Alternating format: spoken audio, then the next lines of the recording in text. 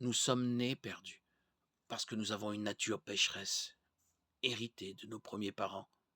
Genèse 3.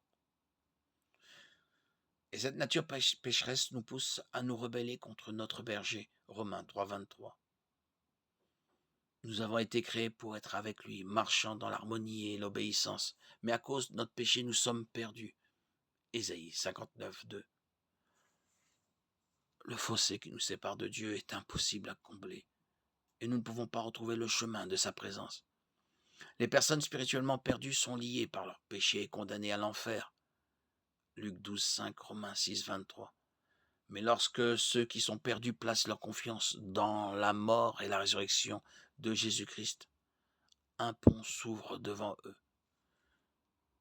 Grâce à la miséricorde et à l'amour de Dieu, ceux qui sont perdus peuvent rentrer à la maison. 1 Pierre 2, 25. Chaque être humain est soit perdu, soit retrouvé. Nous appartenons tous à l'une de ces deux catégories.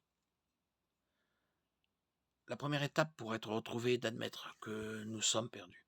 Nous sommes d'accord avec Dieu pour dire que notre péché mérite une punition. Et nous reconnaissons que la punition subie par Jésus était suffisante pour le payer. Nous recevons humblement ce don par la foi. Éphésiens 2, 8, 9.